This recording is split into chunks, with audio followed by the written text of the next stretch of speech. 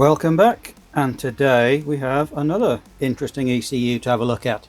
So as you can see, it's a Bosch and it's a Motronic, but what's it from? Well, there's a bit of a clue, and there it is, type 911. This in fact is an early Porsche 911 ECU. So it has intermittent starting or running issues, so we're going to have a look inside and see if we can figure out what's going on. Intermittent stuff always is a bit of a pain in the arse because as I'm poking around, the issue might not be there for me to find. But we'll have a look and see what turns up when we get the case off.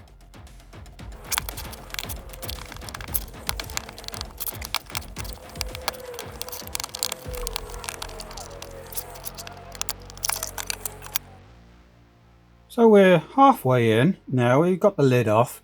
Bit of a fight to get one of those tabs off, but we got there. So I can see some bits there. So that's been soldered up before. So there's going to be something that's probably swapped on the other side of that. I think there was a little bit over here as well. So there's a couple of points of interest. But we still got to go a little bit further to have a look at the complete board. And there's something which is quite interesting. So that little circular switch with the triangle in the middle, that would have been to select different maps. So this was close to being the first kind of codable ECU. So in this case, it wasn't coding through software, it was coding through a physical switch. And as you turn that switch, it would end up then selecting different sets of maps in the chip. So the chip has data in there, most likely for like European and US. I don't know. I don't think there would have been an automatic, but automatic and manual on some of them, for example. And that switch would be able to switch between different sets of maps. In this one, it might be the more simple version of high octane and low octane, and sometimes they had fuel trims as well. So it's like maybe high octane and plus 3% fuel or minus 3% fuel.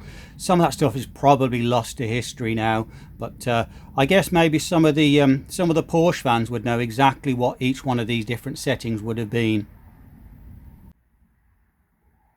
And there's our first look inside. So these were lovely colourful boards back in the day, how they did them, loads of little capacitors here and various other bits and pieces, all in the nice primary colours. But again, they weren't done for show, but always nice to open up something like this and see it a bit more colourful rather than your drab electronics. So nothing particularly stands out at the moment. Up there at the back, that's our EEPROM chip.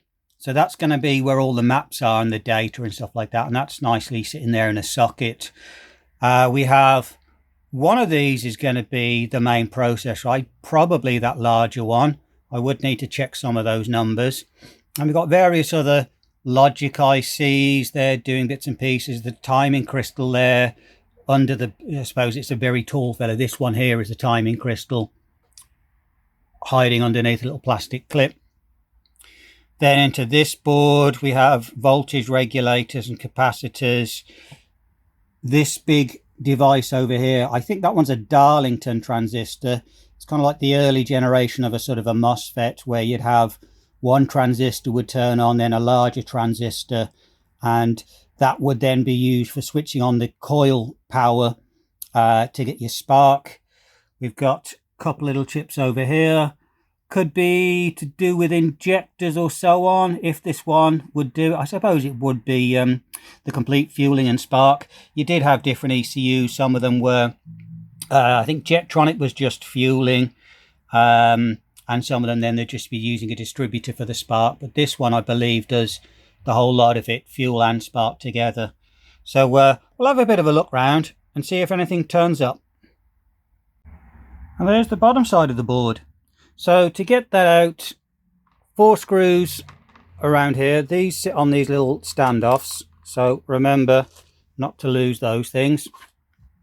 2 other nuts and bolts that went through here, and there's then the expanding rivets as well. So these are the kind of thing you need to pull the top up and then that will squeeze through and allow him to come out of that base.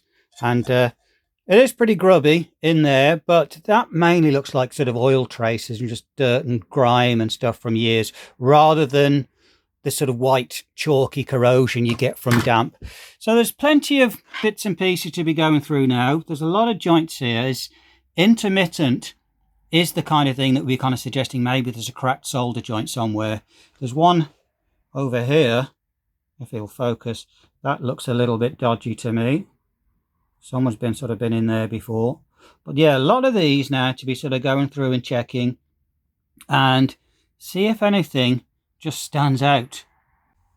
So I've gone over him once or twice before now with isopropyl alcohol and a toothbrush, and it's cleaned up some stuff a bit. This board is looking a fair bit better when we see it in the reflection. Still see quite a lot of oily and dirty traces on this one, so I'll keep going and try and get this thing looking as good as possible. So one of the awkward things about isopropyl alcohol is, although it'll lift a lot of the stuff, a lot of the junk and crap that's on there, it won't exactly get rid of it either. So quite often what you need to do is you damp it down, you brush it around with a brush, you loosen everything, then you've got to go and dab off all of your alcohol with the dirt dissolved into it and then get rid of it, because otherwise the alcohol will just evaporate and it'll just dump all your crap straight back to where it was sitting beforehand. So I'm going to carry on again, give it another bit of a clean, and we'll see what we're looking like in a minute.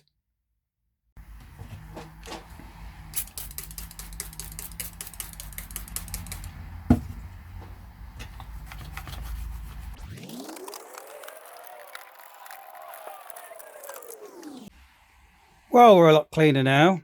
It's not perfect. It's not going to win any concours competitions. I don't know what the rest of the car's like, but if they are doing anything, they wouldn't want to look into this ECU. So there are bits and pieces, for example, under these couple of resistors, and I don't really going to go too crazy smacking stuff around with a toothbrush and end up cracking or breaking any of these small little components. The main thing is just so I get a better view of how things are inside of here. And you can see it's grubby down there and the tight bits where you can't exactly get into. But it's mainly for the looks of it, to be honest, it's more like a visual inspection. So we're going to have a bit of a look now and see if we can spot what our issue is. And there we have our smoking gun. So if we have a look into this one, if you can see that ring around there, that's a cracked solder joint. And also the leg next to it, that has what looks like a crack as well. So there we go. If I can see, where are we? That one there, that ring around there, that's a cracked solder joint.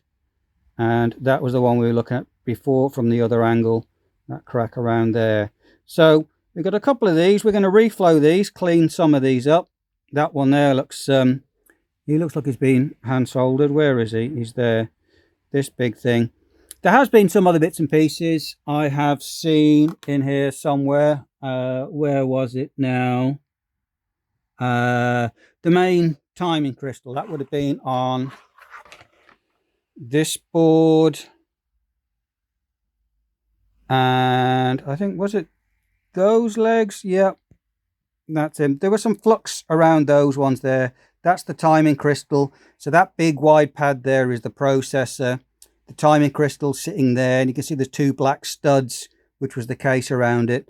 That had a fair bit of flux around it, so I think that had been changed before and swapped out by hand. But other than that, nothing else really sort of stands out. But I'm going to give those joints, in fact, there's another one there. I suppose he does sitting up a little bit.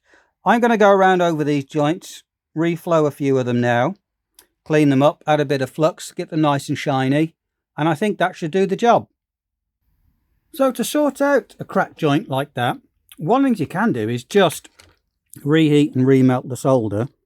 So if I put a little bit of flux on these two, you just get in with the iron and warm him up till he all melts again. And he sucked a bit through there. And then once it sort of re-solidifies, it's pretty much done. But what I'm going to do in this case is, in fact, I'm going to remove the solder and add fresh stuff instead. So we're going to reheat him up again, give him a clean, this one. We don't need to get all of it out. That should do. Now add a bit of fresh stuff in.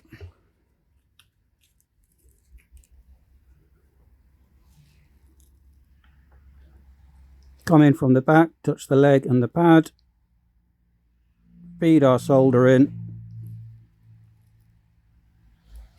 and he forms a nice little cone. Get another bit now for the one next to him. Heat up the pad and the leg, throw in plenty until it forms a nice little cone, and we're done. And then finally we do have this one. Now he hadn't popped before, but we are going to give him a clean up anyway and swap him. So take the solder away,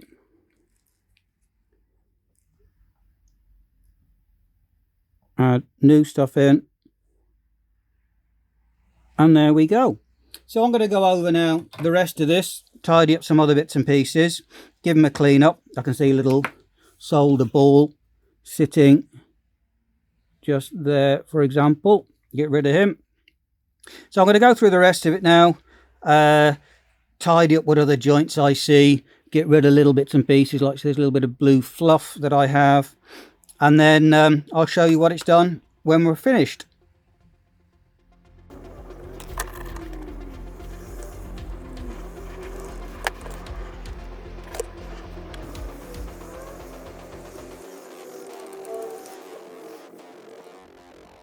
Okay, and we're done.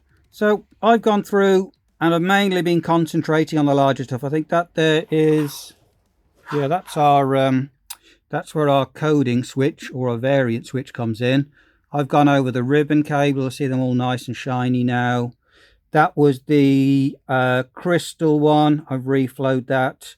So the main thing I was going for was anything that had larger through-hole components on the other side that could wobble around. I haven't gone around and done absolutely everything, but have gone through and tidied up a good few of these bits and pieces just to get them sort of nice and shiny again, and all of these connectors. So generally concentrating on anything that would be possible to get stresses or cracks. So now what we're going to do, clean it again. And there we go. So all cleaned up now, ready to stick him back together, put him back in the case, and then that's it, ready to send off to the customer. And we're done.